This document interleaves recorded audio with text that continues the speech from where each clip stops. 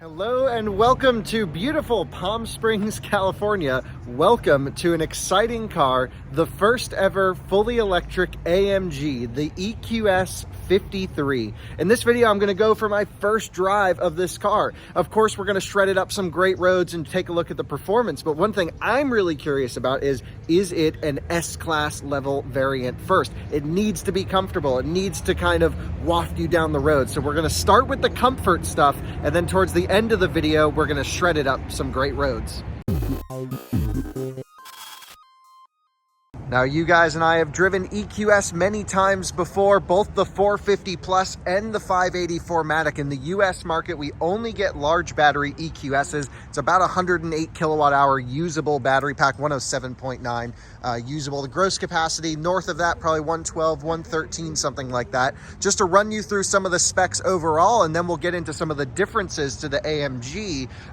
First off, range. We don't know the exact EPA range on this particular car. That very close to 400-ish miles seen on the 450 and 580. Even in real-world driving, probably to be expected. There's not too much difference in terms of drivetrain, different motors, different cooling strategy, but I think it's still going to do really well on range. These 22-inch wheels are not going to help, but man, are they cool.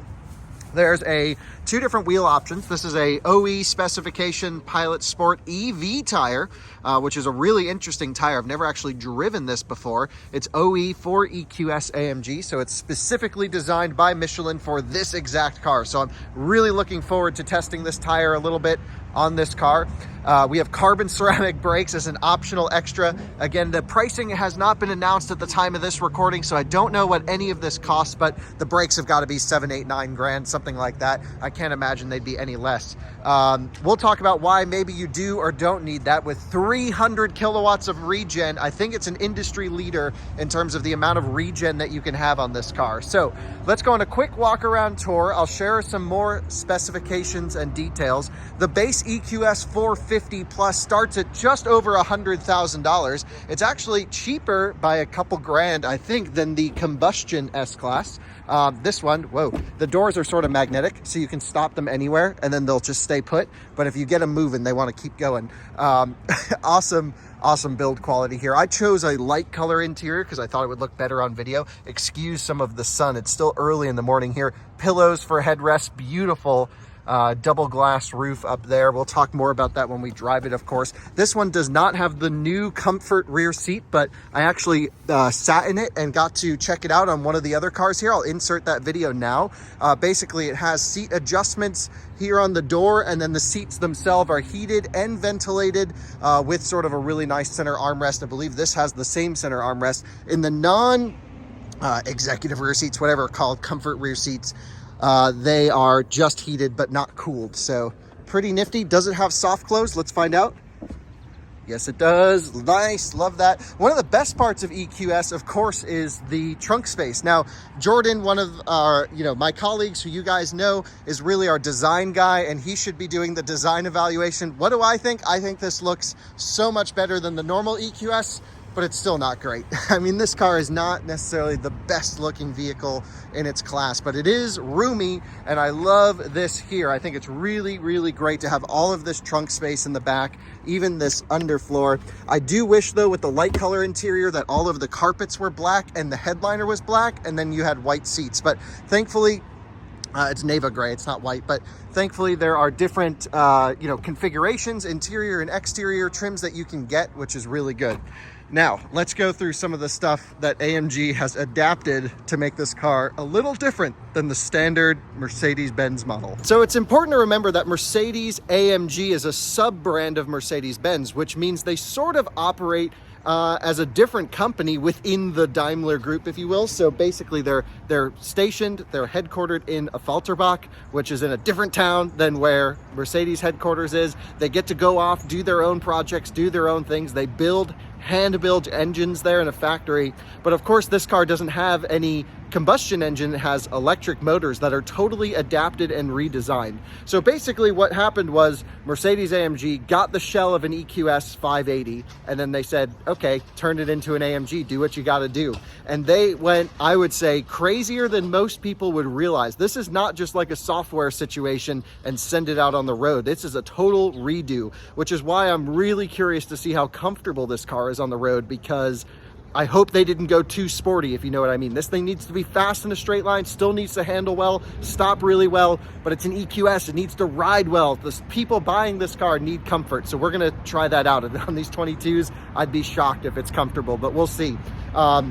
Some of the changes include every single bushing in this car completely changed. So the entire rear subframe section, even the control arms, everything completely new, completely redone. A new wheel and tire combination, 3 different wheel styles, 2 different wheel sizes, 21 and 22 inch. I would totally go for these 22s. This is the move. I'm not into some of the other wheel designs, but this is the way to go. I think it's the best compromise there. And then also just a different cooling strategies. They have a larger pump to cycle the glycol through at a faster rate. It's the same cooling system as the 580, but they say you'll have much more thermal longevity. There's extra cooling chambers in the motors, just like EQS 580. There's also cooling directly to the rotor, and there's fins off the stator to help with cooling. So you guys know I always talk about thermal derating and driving electric cars hard and overheating, and you've done, we've pretty much overheated every electric car on this channel in some of our thermal testing. And Mercedes claims that this car, even though it's not intended to be the track use car, they did allude to a 63 perhaps coming one day. I don't know. I can't confirm or deny, but I was like, hey, what about the 63? They said, well, that one's going to be a little bit more track oriented. So it's what happens when you get engineers a little drunk, if you know what I mean. We had a great night last night, really fun. However, this is not intended for track use, but they did say it could do a full lap of the Nürburgring pretty much without overheating. Some really impressive stats here are, the 0 to 60 time in that 3.4, 3.3 second time frame. That's really quick, of course. There's an overboost race start function that will give you even more power, so I'm looking forward to trying that. It's 100 more horsepower in race start when you use launch control than just normal wide open throttle. Goes up to about 560 kilowatt output. What's that, 670 horsepower, something around there? Almost 700 horsepower using race start. All around, I know I'm talking a lot. This is such an impressive car. I want to go through some more changes that have been made, and then we'll take it out on the road. Some visual changes, but actually do make an effect, is this new rear diffuser with these 3 fins on each side. So a 6-fin rear diffuser looks pretty nice and beefy, I have to say. This lip spoiler is larger than the one found on the AMG line, AMG style line on the 580. Again, entirely new suspension system, optional air ride with adaptive damper.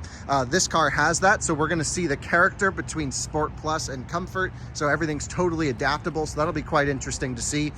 In terms of styling up front, you can see there's this new A-frame design around the lower grille, similar to most AMGs. The vertical slats hot pressed into the grille, really nice. The AMG has the digital light as standard, has hyperscreen as standard. So you do get a lot of standard equipment, similar to EQS 580 in the US market. It's packaged really well.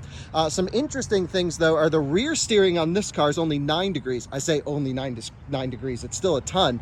But on EQS 450 Plus and 580, it's 10 degrees as standard. And that's just because they didn't have the room to get any more angle in the rear with these large wheels. So on the standard cars, you get an extra degree of rear steer, and that's 10 degrees from center. That's not lock to lock. That's from center. You get 10 degrees in one direction. So a total of about 18 degrees of full rear wheel rotation lock to lock on this car, which is just totally insane. Again, this one has the optional carbon ceramic brakes. We'll see if it's needed. I'm not sure. I'm really interested in the pedal feel. There's an entirely redone brake booster. They call it their iBooster situation here, which I think is really important, because one of my gripes about the regular EQS was the brake pedal feel. I think I even said, how did they let this car leave the factory with this brake pedal feel? So at least AMG claims to have recognized that, and that there will be some adaptations and differences in the iBooster. The brake pedal still does blended braking, but it is a physically connected brake pedal.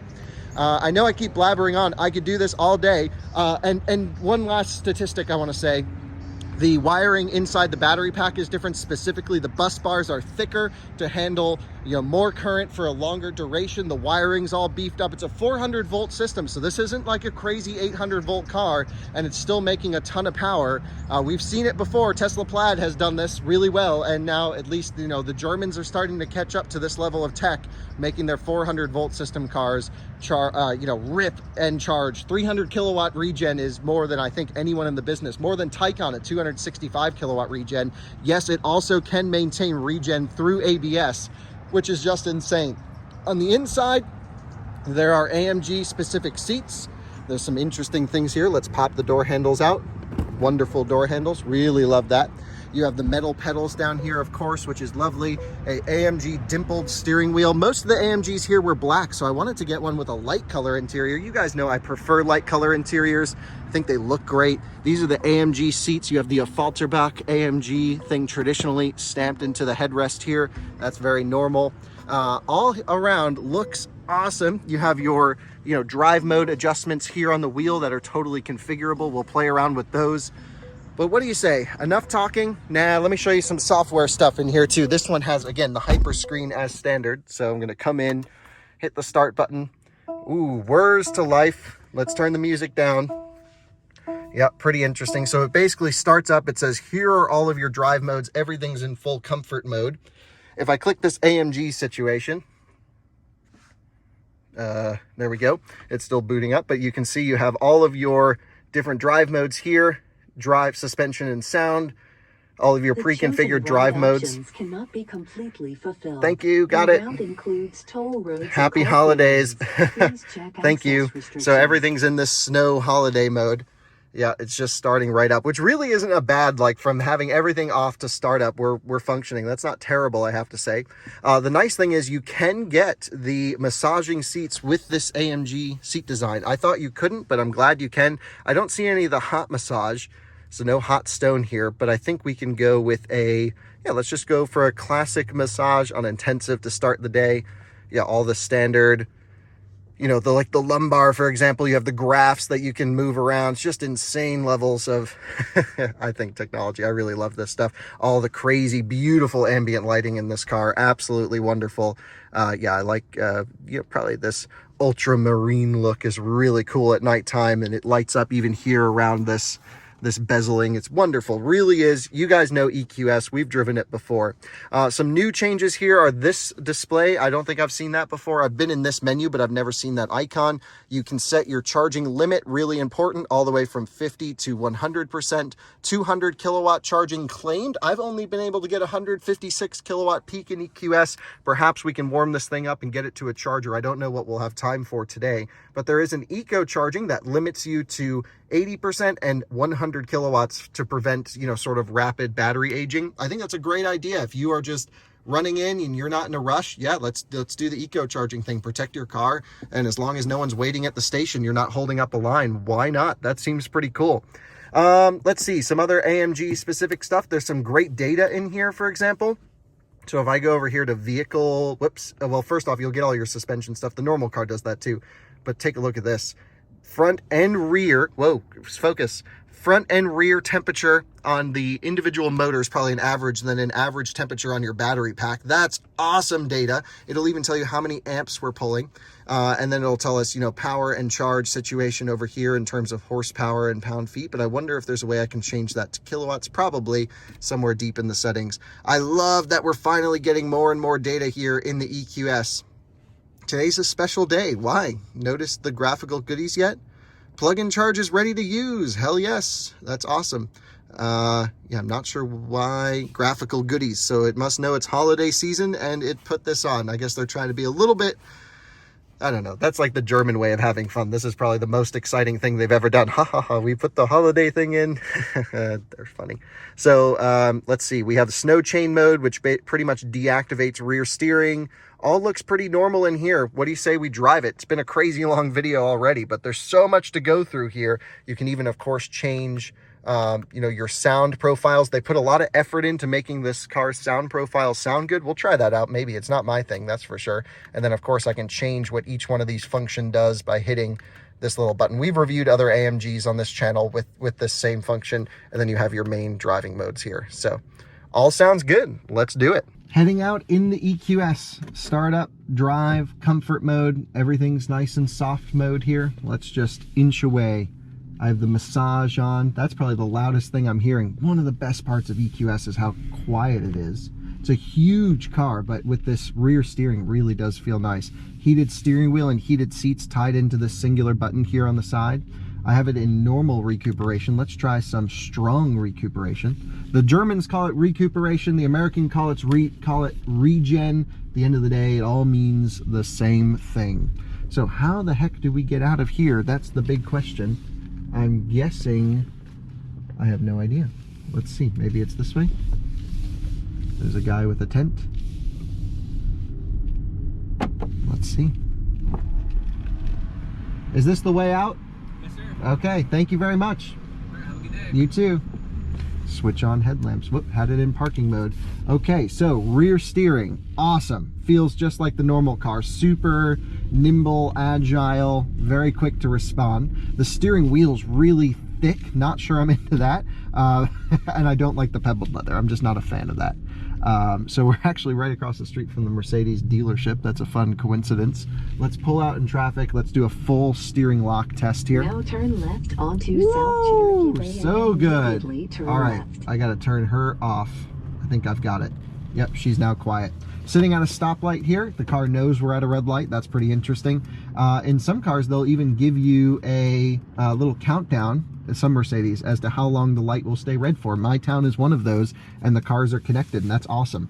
So, first off, sitting in here feels no different than regular EQS. I think it's probably, you know, not the most sporty driving position. It's hard to say that this car really is that sporty, but we'll find out, of course. The big thing though, is it quiet? Is it comfortable? Does it ride nice? The answer is it's quiet. Eerily quiet, like every other EQS. I have tons of head-up display modes here. So the head-up display is huge. It's one of the largest in the entire industry. I have all the info I want. Some journalists I've heard complain like, hey, it's too much for me. I could never have enough. I have it in full augmented reality mode. So I have arrows coming up saying, hey, this is where we need to turn right there. I brushed the line on the way over and it gave me a big red line augmented up on the screen. Wonderful heads-up display. Really love that technology. It's something that kind of once you have, it's hard to live without, if I'm honest. It's really nice. I love that I can also pull up more menus here on the screen. So from the nerdy perspective, like me, right, I want as much data as I can get while driving. I have my front and rear motor temperatures and my battery temp right up here. Everything's nice and cold. I have my range, which is predicting a max of 334 miles. I'm at about 95% state of charge. I have, you know, recuperation on. Let's just see how that feels. Yeah, feels pretty good. Don't want to get rear-ended here. So let's continue on and try some of this low-speed stuff. Interestingly, EQS, just, you know, the AMG, just like the 580 and the 450, has a 6-pole rear motor, which is basically 2 3-phase systems. This one has new windings, more copper, so you can run more current through the system as well. And so kind of what I want to do is pull over here and just try the one pedal calibration. So let's go roughly 30 miles an hour here, lift off. Good regen, even at high state of charge, pulling us down. We'll go hazards to a stop. So smooth. Amazing one pedal. That's almost, you know, some of the best in the industry. Coming back down, one pedal. Wonderful. And one thing I'm feeling is that the brake pedal, just like in my regular EQS review, when it does friction brake blending, because it's not a brake-by-wire system, it has to physically move the brake pedal away. So it's definitely doing that.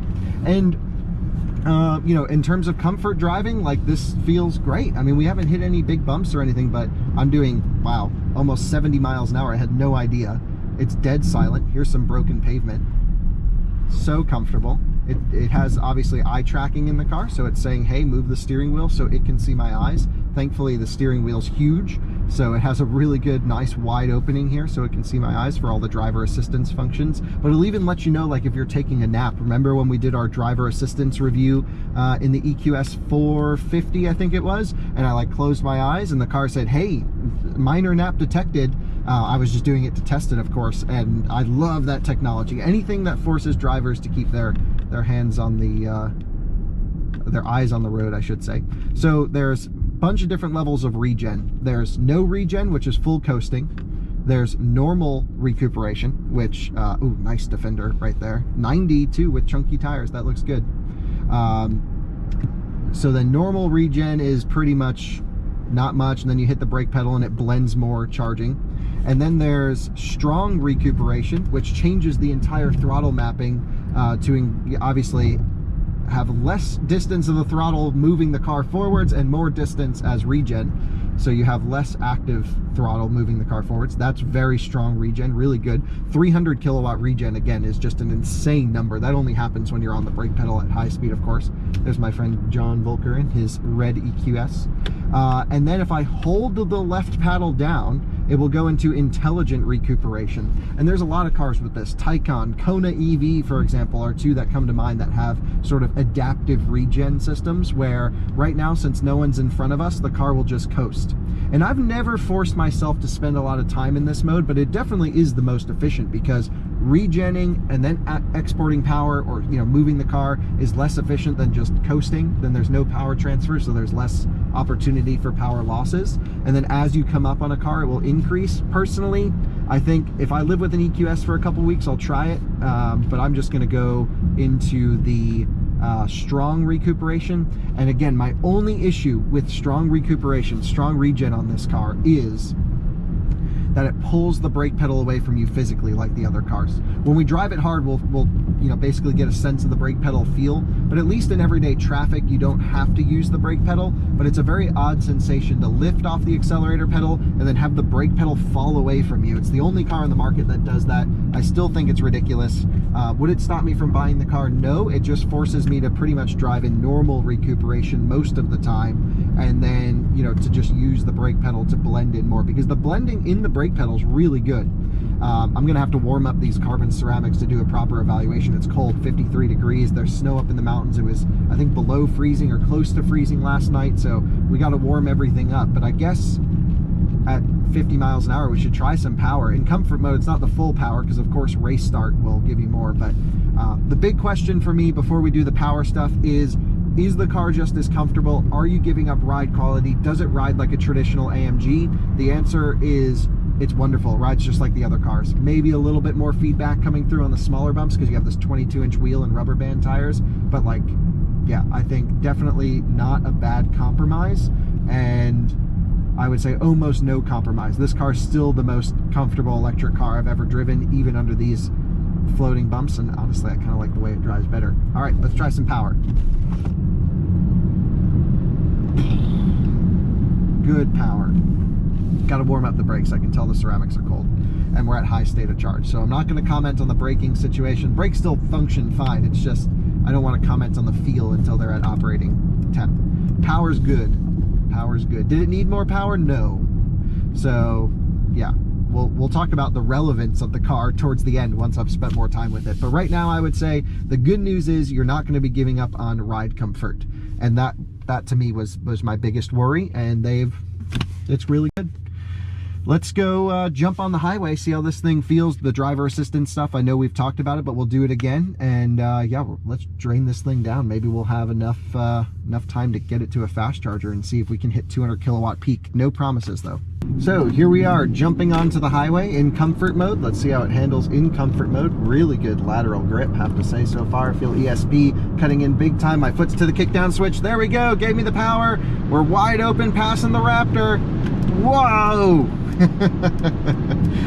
It's got the power. Interestingly, it gives you like 85% power to the kickdown switch, and then when you hit the kickdown switch, at least in comfort mode, it gives you more. So just like a traditional automatic transmission, there's a little bubble. Yeah, so there's to the kickdown, past it, and then yeah, ramps up. I don't know if that's overboost power. I don't think that's the full, close to 600 something horsepower, because I think that only happens with race start. But good news is you can rip. Now let's just put it in Sport Plus really quick. So I'm going to go here to Sport Plus. Turns on the noises. I hate that. Then if I go to the kickdown switch, oh, that noise is terrible. Ugh. I know so many sound engineers like 200 of them have worked the last 5 years on that. And I hate to say it's bad, but really not my thing, that's for sure. This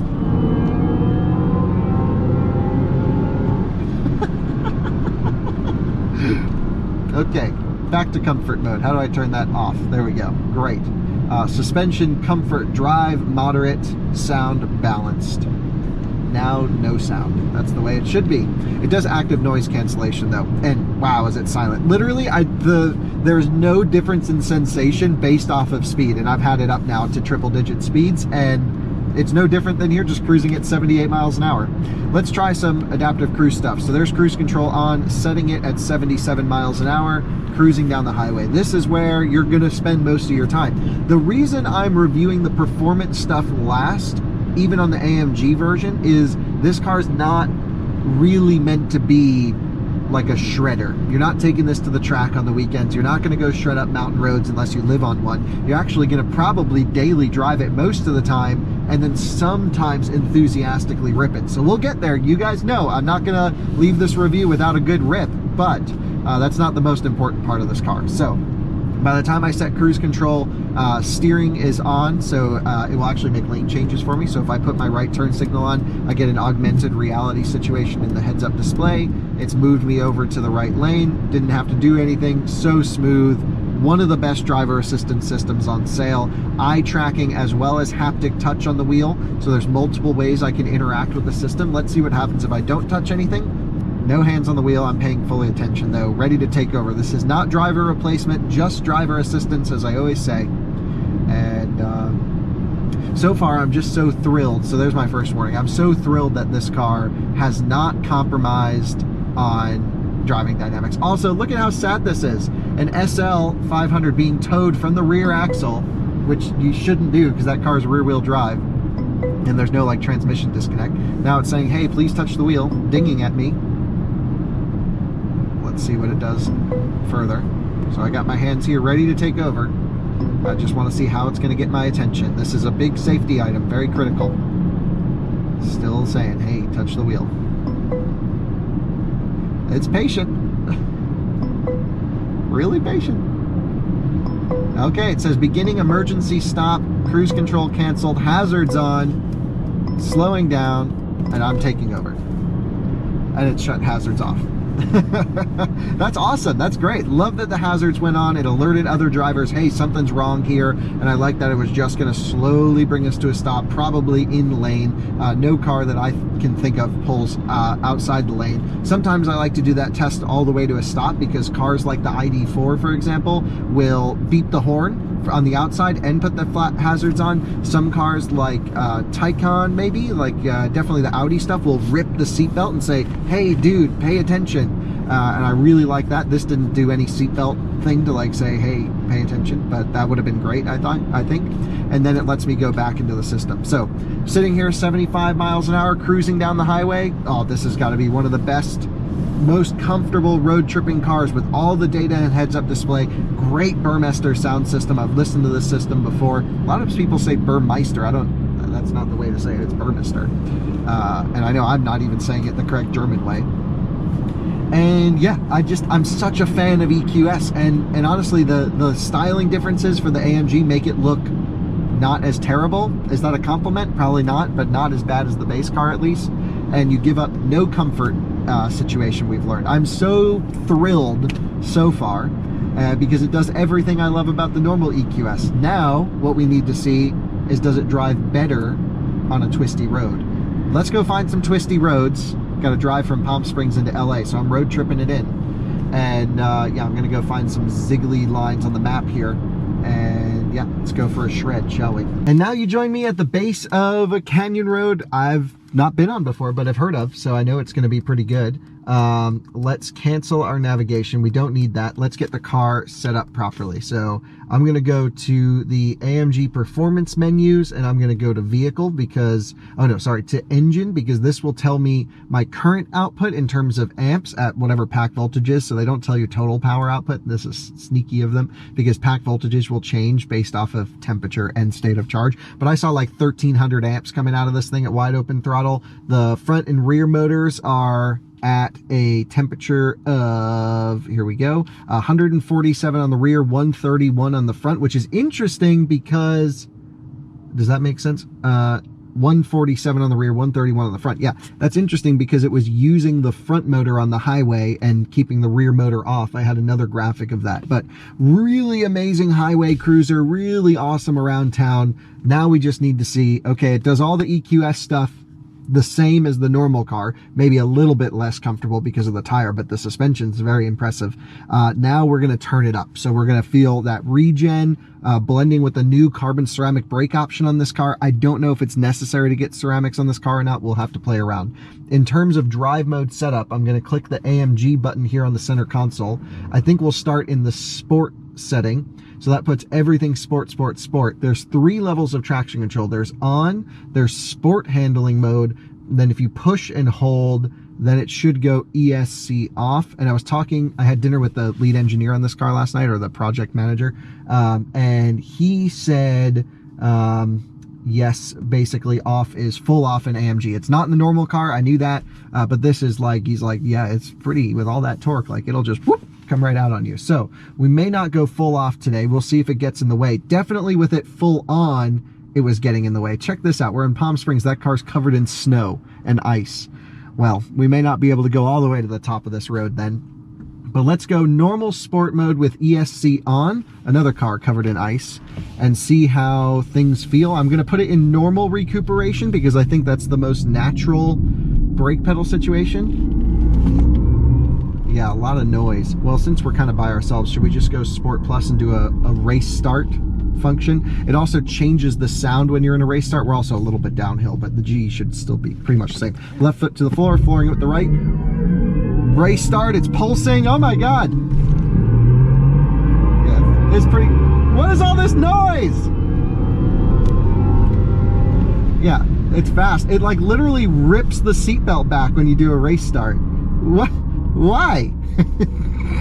This is like Hummer EV watts to freedom here in an EQS. Like the car was pulsing at a stop, so it was going boom, boom, boom, boom, boom on the motors. I've never felt that type of calibration. Was that just a weird one-off situation, or is that what it's supposed to be?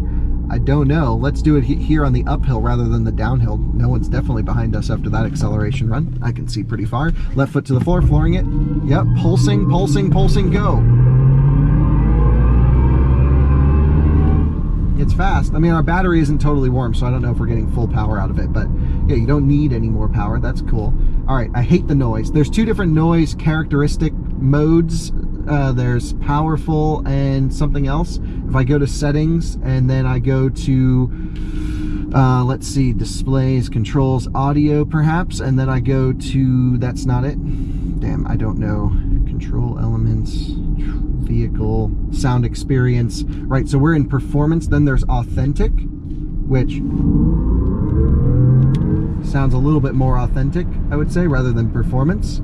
Let's just go back to Sport Plus really quick and do another. Let's see if the launch control is the same sound here. Different sound. Oh my God, it's Star Wars. It rockets to 60, no question. This is a big car. It definitely moves. The seatbelt yanking you thing is quite odd. I wonder why they felt the need to go just so crazy. And thankfully, I think I can turn all that stuff off. So yeah, let's go back to sport mode because I just want to feel this car driving somewhat moderately quick. We'll put the sound to balanced, which is about as off as we can go. Okay, kickdown switch now, or I should say to the kickdown now goes to 90% or 90% power output rather than 85 as we saw before. Car still feels pretty nimble with the rear steering. Now again, below 34 miles an hour or so, depending on driving scenario, the rear wheels will spin the opposite direction. Again, 9 degrees in this one versus 10 degrees in the series production Mercedes-Benz model, or I should say the Mercedes EQ. There's Mercedes AMG, Mercedes-Benz, and Mercedes EQ. And then this one's the EQ and the AMG, and they just made it uber confusing, I think. Yeah, so quiet, comfortable, car feels good. Feels soft enough, which is nice. Steering is always quite interesting on newer AMGs. You just kind of point it and hope the car goes. I would say steering's probably the weak point in any modern AMG, just because there's zero feel that comes through, and I don't like the wheel itself. It's too thick in my opinion. All right, so I need to watch myself to avoid getting car sick because I haven't really eaten yet, and that happens from time to time. What a freaking road. You do not want to go off the edge. Full power. Definitely rockets on the brakes. Brake pedal still feels kind of soft, I have to say. That's a new eye booster here. It's turned up a little bit. All right, so I've got the feel for it in Sport. Let's go Sport Plus, but I'm turning the sound off because that's silly. Maybe we'll try the Sport sound in Authentic, not the full crazy Star Wars action. This way you can kind of hear how hard my foot is on the accelerator pedal. Oh, ESP cutting in big time. Cutting in big time. We're gonna go into sport handling mode. There we go. I think that's the way we should drive. Sport handling mode, and yeah, Sport Plus on the settings. So let's take a look at our temperatures. Batteries at 72F, still cold. Ice on the road. Front and rear motors, cold now. 135 on the front, 153 on the rear. So they claim that there's different thermal derating strategies based off of drive mode. So basically Sport Plus is gonna let everything get pretty much into the red. It's gonna run the cooling systems as hard as possible to prevent that from happening, sort of like Tesla's track mode. Wow, the acceleration is great. Is this like a performance car though? I'm not so sure. It's big. That's the big takeaway here. This thing's a boat, but it does hammer. Like it's very capable. 42 degrees Fahrenheit outside on these Michelin Pilot Sport EV tires that are basically PS4S's, but with the OE tread specification to handle the weight, the torque load, and also the efficiency balance. I can't comment on efficiency because I was pretty much going uphill the whole time, and it wasn't good, but that's not a fault of the car. That's just the terrain. So we're behind this Dodgy van. So what do you say we try and figure out a way to get around this guy, and then we shred it, and then we call it a review? And so far, I'm pleased, but certainly freaking fast, and that race start situation is just hilarious. I love that. The ceramics are effective, but the pedal feel is still, yeah. The nice thing is you do get great ABS feedback in the pedal. So like when I'm ripping up this way and then stand on the brakes, great braking performance, great ABS feel because it's a physically connected system, so I'm actually feeling the pump work through my brakes after my foot. It's not a simulated situation. And we got this guy to pull over for us. Thank you very much, good sir. Appreciate that. Dust all over the roads. We'll give him a little hazards as a thanks.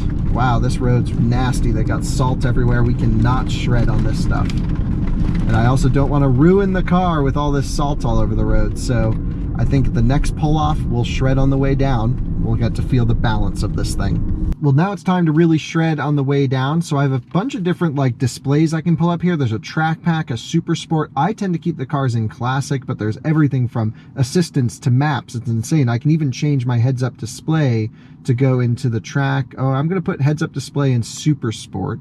And then I'm going to put my center display in, let's take a look here. I think classic is how I prefer it with the temperatures up. That way I have a little bit of both. Into drive, I think we'll go strong recuperation on the way down. It will always do blending, so it's not like our recuperation amount will change. It just depends on off throttle or brake, but I kind of want to feel this off throttle situation with the brake falling away. So in my heads up display, it's huge. I have like a percentage of power, and it's individual percentage points, so it changes, but let's rip it. So we have ESC sport mode on, coming in hard under braking. Yeah, it's a heavy car. You can feel it. I don't know exactly what this one weighs, but I know it's quite a bit. So let's close some of these compartments. We'll get through the nasty rocky section. It's 40 degrees. I have a little snowflake here on my screen. Yeah, so once we get through here, then we can kind of just rip it around, shall we? It's not really encouraging me to drive fast, though. It's not like turned up. I mean, it's still pretty soft and not, you know, this is full Sport Plus, and it's not, yeah, not like a Taycan where it's really hardcore. I mean, even RS e-tron GT, which, you know, sort of is a fast car in this pricing category, that's probably going to be a little bit more sporty than this, just based off of my driving. I was just in those cars, so I would say, though, it's pretty agile for even being this size. This is pretty impressive coming down through here. Wow. Pretty good. Definitely cuts regen under a lot of lateral load, which is quite odd. So you'll get loaded up in a corner, you'll expect to have the car holding you back, and and then it actually starts coasting a little bit, which is a little bit odd. It almost backs off, yeah. Some cars do that. i3 does that, for example. Coming in, under braking. Yeah, it's like the ceramics are still cold, so you really got to stand on the brake pedal. It's effective though. It's just, even with this upgraded iBooster, I think the braking feel is not so great still. Better than the standard car by far. Yeah, to like get into big braking, you have to like get huge pedal travel, which just doesn't necessarily instill confidence. And then it compensates with its own like emergency braking extra boost function to get this thing to really slow down. In terms of handling though, it's really good. Again, steering super, super numb. The brakes just don't feel good. Ugh. Yeah, I don't spec the ceramics because, you know, look, at the end of the day, I've driven this thing hard enough now where they are warm and they're starting to build, I don't know, just like not, yeah. It's a heavy car to stop, I understand, but like the pedal is just not so great. Everyone's taking pictures over here, which is nice. Yeah, have to say it's not necessarily a canyon carver. It's not what it's built for, of course. But, you know, in terms of what this car's intended use case is, most people will buy it for the increased acceleration. Similar to like what we've seen with Model S Plaid, really good in a straight line. This car definitely seems to handle just as well, if not better. I'm sure like on a track when there's room, this is a really tight, narrow road, and you know, this car's a really big car. So on track, when you could really throw it into a corner and let it work, I know you could probably power on rotate it. I am just not feeling up to driving that hard today. I hate to admit it, but I'm a little not under the weather, I would say. I took a COVID test fine, but like just migraine. I get migraines a lot, and I've had one for a couple days, so I'm just cruising, not my normal Kyle self today, and I do feel super bummed about it because I kind of want to shred this entire road. But I would say, based off of my initial performance drive, just ripping up and down briefly there for a second, yeah, it doesn't instill performance confidence, I would say. The brakes are probably the weakest point. The agileness at low speed coming in and out of corners is really good. And again, the other side of it is the numbers are huge. Like, we're going fast. Just it's so insulated and isolated from the outside world, you don't necessarily feel the speed. It does a really good job of roll stability with hydraulic stabilization. I think this car has. Could be wrong, but it definitely doesn't lean very much. Yeah, just yeah, not feeling my normal self, I'll say. Let's just do a quick lane change maneuver. Yeah, ABS is, or I should say ESP is instant. That's got to be the most responsive ESP system I've ever heard. So at the end of the day, cars, if you live on a mountain road, you're going to get to your end destination really fast. But if you do want to go shredding, this isn't the most performance oriented car, but it's certainly much more on the comfort side and has insane straight line acceleration with great build quality. That at the end of the day, that pretty much you know, it's a good blend, but they didn't compromise on comfort to make it handle really well. Now the EQE AMG I'm looking forward to, because that should be a little bit smaller of a package, a little spicier, a little less heavy, and that's going to be the one to drive. Anyway, let's go into Los Angeles and we'll wrap up the video after I spend some more time with it. We'll see if I can find a charger, although I don't know if we'll have time. It's running late in the day now. And you actually joined me back home with my little electric Mercedes, my electric smart car. And then, of course, you know, I am a Mercedes guy. I don't feel bad about admitting that. I have my Sprinter right here, you know, 4x4, kitted out for some overlanding adventures. But here at the end of the day, I wasn't able to shoot a wrap-up video of the EQS in LA, totally forgot. But I'll just leave you with my final thoughts and sort of my lasting impressions on this car. The pricing still has not been released yet at this point, so I don't know what it costs. But here's where my head's at. The EQS 53 AMG is great. If you walk into a dealership and say, give me the best one, I want the best one that you have, well, there you're gonna get the 53, and guess what? You're gonna have a great ownership experience. It's gonna be just as comfortable as regular EQS 450 or 580. It's gonna be awesome. However, if you're sensible with your money, I don't think it's worth getting it. I think if you just want an EQS for the intended purpose of EQS, which is a comfortable daily driver, something serene, a great road tripper with a really good charging curve, full video coming soon on that, well, I think at that point you just go for the 450 or 580, depending if you want all-wheel drive or rear-wheel drive. To me, personally, if I was spending my own money on the car, I would probably buy a 580, need all-wheel drive up here in Colorado. I don't think you really gain that much with the 53. You see, the thing is, in the combustion car world, when you buy the M, when you buy the AMG, when you buy the Hyundai N, whatever the version is that you're looking for, you get noise and experience on startup and driving around town, and things feel different and they're stiffer and they're, it's a totally different experience all the time. In this car, you only get the different experience when you go past 75% throttle, I'd say.